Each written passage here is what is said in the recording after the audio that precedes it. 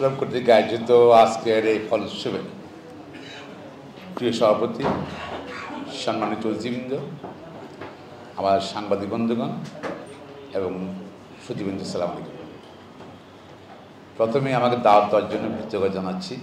ফলস্বরূপ এই যে সিজনাল ফল এবং অনেক জায়গায় অনেক সংগঠনিক করে এসব অনুষ্ঠান জার্নালিস্ট ফোরাম যে করছে সেটা তার ধন্যবাদ জানাচ্ছি। অনেক কষ্ট হয়েছে উদ্যোক্তা অর্গানাইজ করতে, যে কোনো প্রোগ্রাম করতেই অর্গানাইজ করতে অনেক পিছনে অনেক লোক থাকে, কাজ করতে হয়।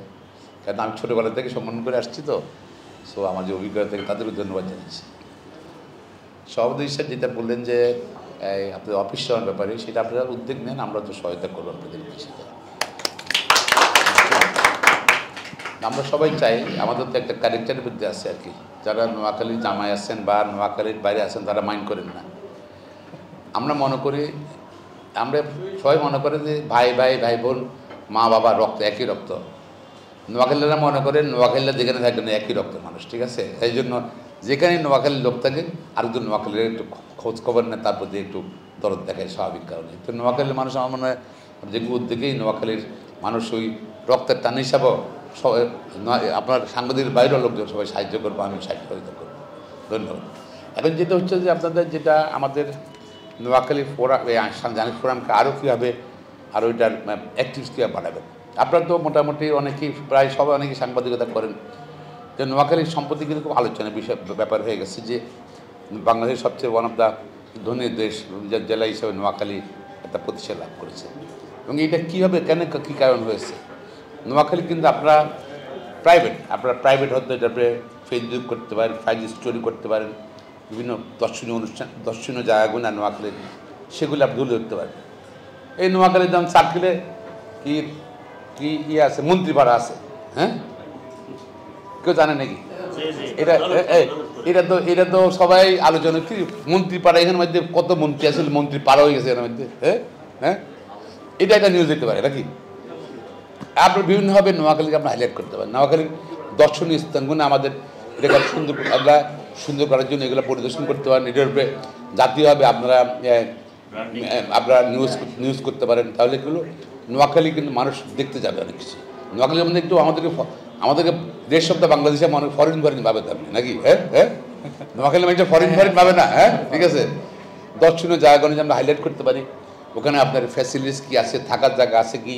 যেমন গান্ধী আশ্রম বাংলাদেশে একটাই আছে কিন্তু, এটা ধরে এটাকে যদি আমরা যদি এটাকে আপনারা যদি জাতীয়ভাবে হাইলাইট করেন, অনেক লোক আপনার প্রতিদিনে যাবে, প্রতি সপ্তাহে যাবে, দেখতে যাবে গান্ধী আশ্রমটা কী। এবং আমরা ধরেন নোয়াখালীর মানুষ কিন্তু কত অসাম্প্রদায়িক। এই ধরেন সেই মহাত্মা গান্ধীর পরে কত পাকিস্তান এবং বাংলাদেশের কত দুর্ঘটনা ঘটছে, সাম্প্রদায়িক কত ঘটনা ঘটছে। গান্ধী আশ্রম কিন্তু আমরা এখানের মধ্যে আমরা প্রটেক্ট করছি। ইভেন আমি যখন এমপি ছিলাম, একদিন হঠাৎ দেবী ভট্টাচার্য টেলিফোন করলাম, আমাকে উপদেষ্টা গান্ধী আশ্রমের ট্রাস্টি বোর্ডের চেয়ারম্যান, বলি ব্যবসা খোকন সাহেব, আমি খুব ভয় পাচ্ছি গান্ধী আশ্রমে আক্রমণ করে কিনা। ওই দিন কিন্তু সকাল থেকে বিভিন্ন জায়গায় মন্দির আক্রমণ হচ্ছিল, 2000 কোন সালে, 10 সালে। দেন আমি বললে কি গান্ধী আশ্রমের নিরাপত্তা ভয় পাচ্ছি, আপনি হেল্প করেন। আমি ঠিক আমাকে 10 মিনিট সময় দেন। আমি ওসি টেলিফোন করলাম, কোথায় আপনি? থানায়। গো টু গান্ধী আশ্রম। কয় সাহেব পুরো থানা দেখবে? থানা আমি দেখবো, আপনার অন্য অফিসারে দেখবেন, আমি দেখবো। গান্ধী আশ্রমে যান। লোকাল চেয়ারম্যান ছিল বিএনপি, কত বাজারে, যাও গান্ধী আশ্রমে যাও। এরপর আমি বললাম যে আমার যত চাকরি সোনামিশোর নেতাগুলো বললাম যে প্রত্যেক হিন্দু বাড়ি তোমরা যুবদল ছাত্র যা আছে, হিন্দু বাড়ি তোমরা এগিয়ে করে রাখো, ঘেরা করে রাখো। এখানে তোমরা না, অন্য কোনো লোকের যেন কিছু না করতে পারে সেই অবস্থা তোমরা করবা। এবং 3-4 দিন আমরা কিন্তু ঘেরা করে রাখছি, কোনো হিন্দু বাড়িতে কোনো আক্রমণ যেন না হয়। আমরা ধরেন এভাবে আমরা প্রটেক্ট করি আশ্রম গোনা, গোনা, সাম্প্রদায়িক সম্প্রতি। এই জন্য আমি নোয়াখালীর এটাকে আপনাকে হাইলাইট করতে পারেন। আপনার ধরেন এই যে নিজুম দ্বীপ, এগুলো হাইলাইট করতে পারেন, আপনি হাইলাইট করে দেন। বদরা মসজিদ হাইলাইট করতে পারেন আপনারা, মোগল আমলের মসজিদ, হ্যাঁ, দর্শনীয় ধর্মপতি টান, তারা মনে করে ঠিক আছে যায়। আর যেমন বাগদা আছে না, কি জানি বলে, তীর্থস্থান যেটা কি জানি, হ্যাঁ, না রামবাড়ি আসতাম, তীর্থস্থান যেটা ওই কি গয়া, গয়া।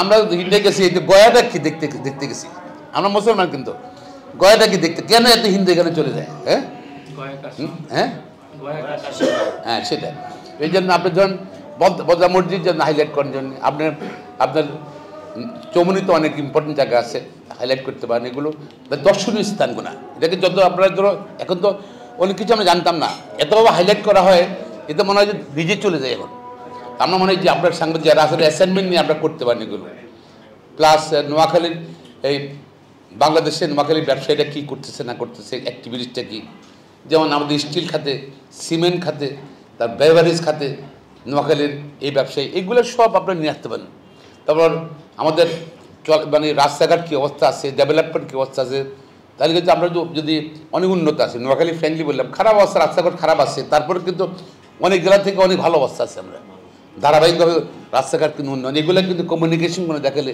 নোয়াখালী দেওয়ার ট্রেন কী আছে ঠিক আছে এগুলো বিভিন্ন অ্যাসাইনমেন্ট আমরা করতে পারি করার পর কি আমরা নোয়াখালীকে হাইলাইট আপনারা করতে পারি সুতরাং মানে এটা একটা রাষ্ট্রকে ধনী রাষ্ট্র বললে ধনী জেলা বললে হবে না সঙ্গে সঙ্গে এটার কী কী বিশেষত্ব আছে তারপর আপনার বলতে পারেন যে এখানে জনসংখ্যা এই থানা উপজেলার জনসংখ্যা পুরুষ থেকে মহিলা বেশি এটা একটা হাইলাইট ইয়ে হতে পারে পুরুষ থেকে মহিলা বেশি উপজেলায় কী কারণে বেশি তখন মানুষ পড়বো এখানে আমার চাটকিলে পেলাম কি আমি 2008 সালে ইলেকশন করতে গেলাম কিন্তু চাটকিলে 18,000 মহিলা ভোটার বেশি কী ব্যাপার এত মহিলাদের বেড়ে গেলো নাকি হ্যাঁ হ্যাঁ মেয়েদের বিয়ে হচ্ছে না নাকি পরে গেলাম আসলে তা না জানা সব বিদেশি হ্যাঁ প্রবাসী এই যে ধরেন এইসব টাইটেল যদি আপনারা নিউজ করেন যদি হ্যাঁ যেটা নোয়াখালীতে এত বেশি লোক বিদেশে আছে তারপর আপনার যদি দেখাতে পারেন এই বাড়ি ধরেন আমার এই যে আমার ওই ধরনের এলাকায় যেটা সোনাপুর বা আমি সাহেব দেওয়াটি এমন প্রতি বাড়িতে 2-4 জন আমেরিকা কানাডা এইসব জায়গাতে আছে ঠিক আছে সৌদি আরব তো আছি এইগুলো আপনি নিউজ করতে পারেন এগুলো নিউজ আইটেম কিন্তু এটা কিন্তু দেশবাসীর দৃষ্টি আকর্ষিত হতে পারে নোয়াখালী আরও হাইলাইট করতে পারেন আপনারা তারপর ধরেন আমাদের অনেক সংগঠন আছে ধর সামাজিক সংগঠন আছে আপনাদের আছে এটা তারপর কল্যাণ সমিতি আছে বিভিন্ন কল্যাণ সমিতি আছে না ঢাকাস্থ হ্যাঁ তার নোয়াখালী সমিতি আছে টোটাল জিনিসগুলো ঢাকাতে নোয়াখালীর কী কী আছে এগুলো নিয়ে আপনারা একটা ইউজ করতে পারেন তাইলে নোয়াখালী যা ঢাকা শহরে প্রায় এখানে অনেক লক্ষ লক্ষ লোক থাকে ঠিক আছে হ্যাঁ এমন কোনো কয়েকটা কনস্টিটিউয়েন্সি আছে যেগুলো নোয়াখালীর লোক যদি উদ্বেগ যায় অন্যকে এনকাউজ হতে পারে যেমন ধানমন্ডি কী জানি বলে আরেকটা আছে ধানমন্ডি লোকেশন কী আছে ওদিকে হাজারিবাগ ওটা নোয়াখালী উদ্দেশিত আবার ধরেন আপনার তেজগাঁ নোয়াখালী উদ্দেশিত জান হ্যাঁ হ্যাঁ তারপর লালবাগ নোয়াখালীর অনেক প্রভাব আপনি যান উত্তরখানে যান যেখানে নোয়াখালীর লোকজন সব গ্রামে গ্রামে নোয়াখালীর কথাই বলে সব নাকি হ্যাঁ আঞ্চলিক কথা কয় হ্যাঁ কিছু এলাকা আছে এইভাবে এইটা ঢাকায় আপনি নিউজ করতে পারেন আপনারা এখানে এত পার্সেন্ট জরিপ করতে পারেন এই যে নোয়াখালী আমরা যখন আপনার যদি এটাকে যদি উঠে দিতে চান যদি অনুভব করতে পারেন আর নোয়াখালীর মানুষ ধৈর্য বেশি লয়ালিটি কেন নোয়াখালীর মানুষ কেন অ্যাডপ্ট করতে পারে আমরা কই আমরা সাধারণ দেশে যাই নাকি কয় না নোয়াখালীর মানুষ সাধারণ দেশে যায় কেন এই কথা বলে কারণটা কি কারণ আমাদের পেশান ধৈর্য কারণ আমাদের অ্যাডপ্টেশন ওই সিচুয়েশনের দিকে অ্যাডপ্ট করার ক্ষমতা আমাদের আছে যে কোনো নতুন সিচুয়েশন দেওয়ার পর তো অনেক সমস্যা আছে এইগুলো নোয়াখালী অ্যাডপ্ট করে কিন্তু আস্তে আস্তে নিজের থেকে কন্টিনিউ করার পরে যেন স্থায়িত্ব রাখে তারপরে সেখানে সেটেল করে এই যে কী কারণে নোয়াখালীর মানুষ কিন্তু চার দেশে যায় কথা বলে এগুলো আপনার অনেক আমি তার লয়ার আপনার মতো সাংবাদিকরা আপনার অনেক বেশি বুঝেন আমার থেকে যাকে এটা জাস্ট আইডিয়া দিলাম আর কি এবার আপনারা করতে পারেন আপনার প্রফেশনের বাইরেও কিন্তু এগুলো অ্যাসাইনমেন্ট করতে পারেন এগুলা স্টোরি করে নিউজ দিতে পারেন হ্যাঁ এইসব আর কি আশা করি এতে নোয়াখালীকে আরও এনকারেজ হবে মানুষ এবং নোয়াখালীর মানুষ ধরেন সাধুর দেশে যাইতেছে তো কোথায় জিনিস দেখলেন যে নাসার দল তারা নোয়াখালীর লোকজন সাধুদের পাঠানোর জন্য ব্যবস্থা করতেছেন দেখেন যেটা তো 20 বছর 15 বছর আগে বসছে বাস্তব হইতেছে ঠিক আছে তো যাই আপনার সকলে ধন্যবাদ আপনারা যে অনুষ্ঠানটা করছেন আর আমাদের ভাই সবাই তো এটা বলছে যে আর যেটা সেটা